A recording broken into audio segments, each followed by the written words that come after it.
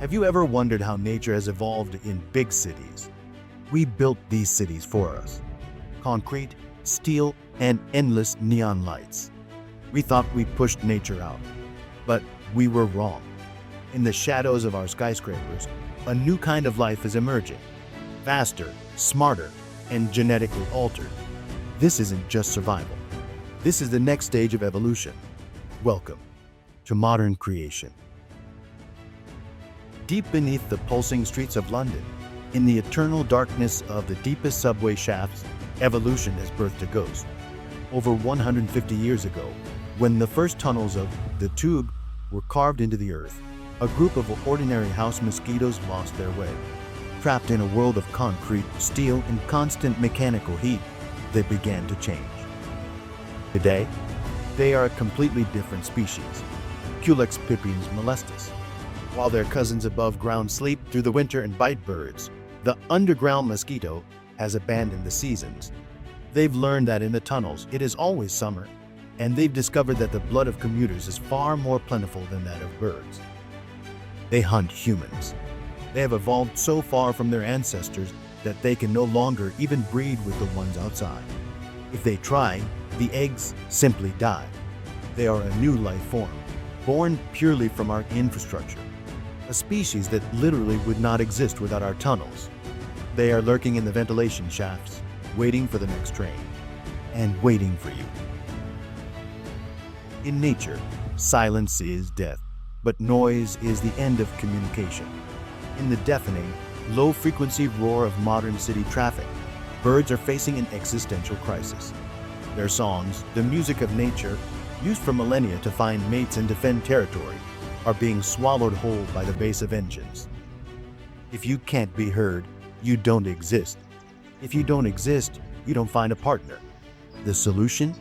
A radical biological upgrade. City birds, like the great tit, have started singing at a much higher pitch and a significantly faster tempo than their relatives in the forest. They are literally tuning their voices like instruments to escape the low-frequency noise of our cars. It's a technological arms race against civilization. They've upgraded their communication for the urban age. While we build louder machines, they find the gaps in the static. They are screaming over the concrete just to survive. They've turned their melodies into a survival frequency. Evolution isn't just about DNA. It's about the evolution of intelligence. In the megacities of Japan, crows have turned our civilization into their own personal workshop. They are no longer just animals. They are the engineers of the asphalt.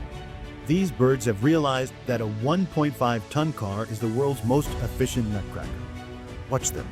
They drop walnuts precisely in front of the tires of approaching cars. They let our machines do the hard work for them. But that isn't the genius part. The true proof of their evolution is their understanding of our laws. They wait at the pedestrian crossings. Only when the light turns red and the traffic stops do they calmly hop onto the road to feast on the cracked nuts. They use our traffic regulations for their own safety. They didn't just adapt to the city. They started using our technology as a tool. We built roads for cars. They see a giant kitchen appliance. In the tropical cities of Puerto Rico, a physical transformation is taking place that looks like something out of a science fiction movie. Here, ancient reptiles are meeting glass facades and glowing asphalt, an environment nature never prepared them for. But evolution is answering fast. Climb smooth glass windows and metal walls where their forest ancestors would simply slip and fall. These lizards have developed longer legs and much larger, stickier pads on their feet. Their genetics are being rewritten in real time. Even more impressive, they've altered their genetic code to handle the intense heat of city pavement, which often sits 10 to 15 degrees higher than the forest floor. They're becoming biological machines, perfectly engineered for the concrete jungle. Where we see a lifeless wasteland of stone, they see a new playground where they are becoming the dominant species. Nature isn't finding a way back. It's simply rebuilding itself. The world is changing and life is finding a way to keep up. Which of these urban survivors surprised you the most? Let us know in the comments. This is Modern Creation. Don't forget to subscribe for a new perspective. See you in the next one.